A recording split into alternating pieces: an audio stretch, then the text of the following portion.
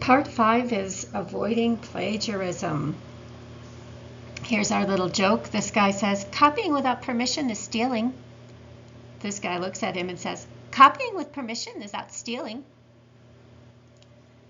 This guy looks at him and says, thief. Get it, get it, get it. You copied me. That's what this is about. So imagine this situation. This is you.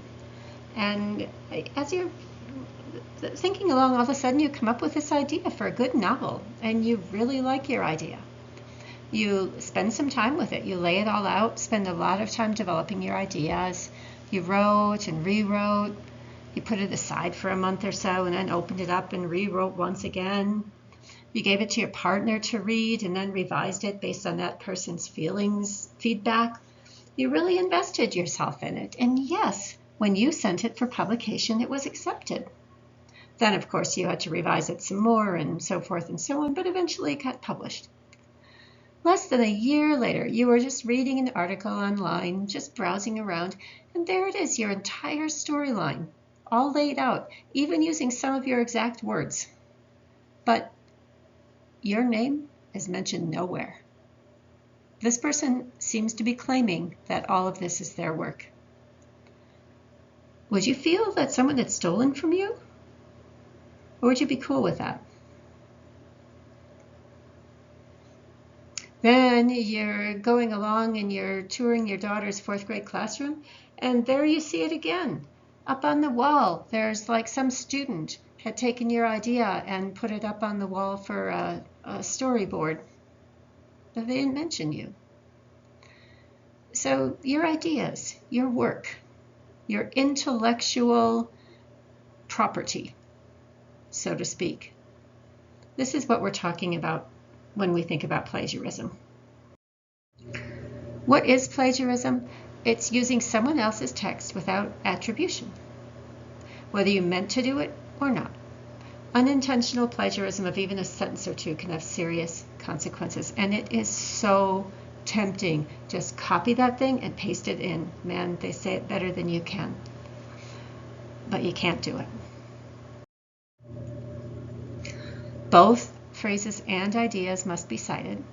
If you read about a theory, linkage, approach, method, or idea, you have to tell whose idea that is, even if you're not using their words. So it's not just taking someone's words, it's also taking their ideas. What do you mean all my facts are wrong? I copied everything straight off the internet. That's what you can't do. If you do decide that an exact quote is the only way to communicate an idea, you must use quotation marks and a citation that includes a page number, so a much more specific citation if you use exact quotes. There are a number of types of plagiarism. So direct plagiarism, that's taking another person's words and passing it off as your own without changing anything. Copy-paste. Paraphrasing without credit, when you change the wording of your source's information without giving due credit. So that's copy, paste, and then tweak it a little. You can't do that either. Mosaic plagiarism is you kind of partially paraphrase ideas from a bunch of different sources, and then you mix it in with your own words. So you're kind of stealing a lot of different people's ideas. Self-plagiarism, even that you can't do. Like if you were to have published a paper or even to have submitted a paper, and then you decide to reuse it without permission, that's plagiarism. Authors get in trouble for that. Like taking their own work and writing it in a second book as if they had never written that before. Accidental plagiarism, you present information for your sources, but you forget to include citations. And misattribution is when you attribute information that comes from one source to a different source, or you like incorrectly cite the source or say the source can't be found or something like that. That's misattribution plagiarism. So there's a lot of different ways, so you just have to be so careful. And especially if, English isn't your first language, oh, this is so very tempting. But even in that case,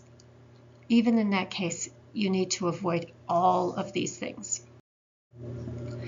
In 2023, we have a new kind of plagiarism. Woohoo! We have AI, artificial intelligence assisted plagiarism.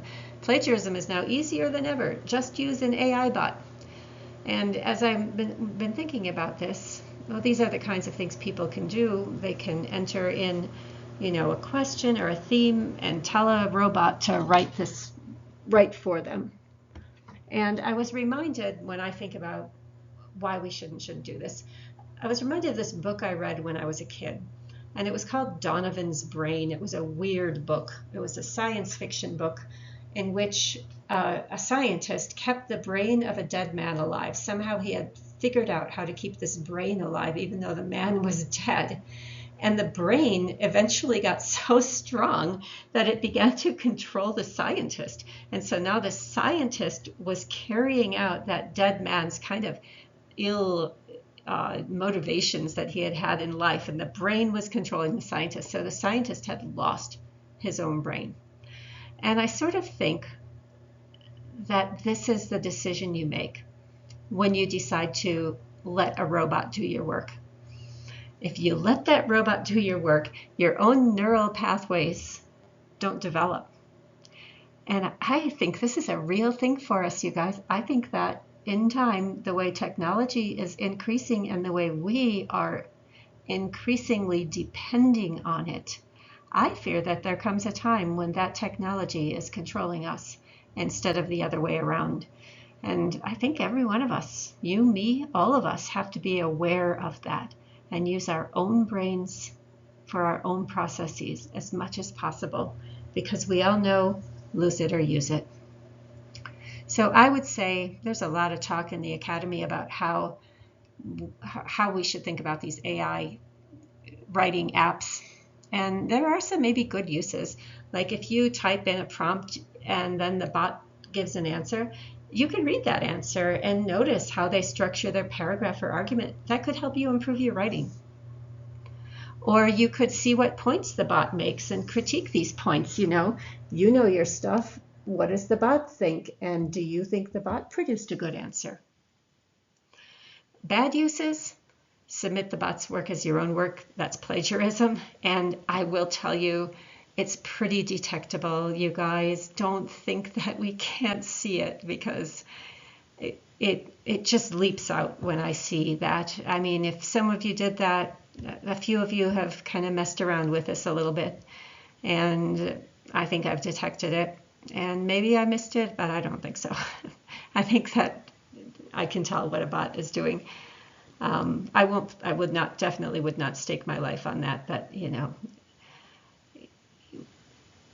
I won't say more about that at this time. This is pretty new for us on this end of the teaching learning continuum also. It's new for you and it's new for me also. And the worst thing then is if you let the bot be your brain. And so train your own brain. You don't want to depend on a bot in the future.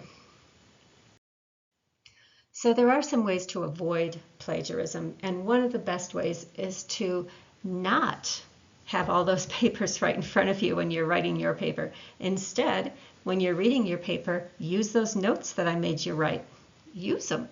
Add to those notes. Write them in your own words and in your own hand and make them short. Don't copy things from the paper. Take notes that you've written in your words and linked to some idea that you're thinking about.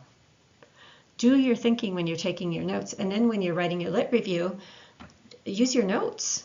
Don't use the original articles.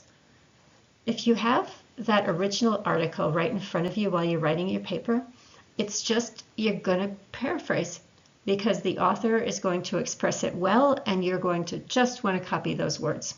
It's too difficult to avoid it. So just don't even have that paper in front of you. Have your notes in front of you. Look at your notes exclusively, and then if you have a question, like you've forgotten who exactly they use for their subjects or something like that, well, do your writing and leave a blank for that piece of information and go back to it at the end, but do your own writing first. This is your chance to learn. You're going to submit your draft. I'm going to give you some feedback on it and you're going to revise it. You'll get a fine grade if you do this work genuinely with integrity. And secondly, about quotes. Even if you properly cite your quotes, they're just a bad idea. Quotes should be used so rarely, only if it's the most beautiful phrase in the world that can't be stated differently. Like, neurons that fire together, wire together. That's a really good quote. You might want to use that one, right? Lose it or use it. Use it or lose it. That's a quote. You might want to use that quote and then put it in quotation marks and put the citation with the author's name, the year, and the page number. If I see more than one or two in your paper, it's just not the way to go. It's too much. It means that you're not doing your own thinking. If you use them at all, they have to be brief, 1 or 2 sentences at the very most, and they have to be essential to communicating a key point that can't be communicated in any other way. You are the author. You are the creator. You have to weave it in your own words. So in the end, don't plagiarize. Use your own notes when you're writing. Use your own brain when you're thinking. And be patient with yourself. Allow yourself to develop the needed skills. Happy writing, everyone.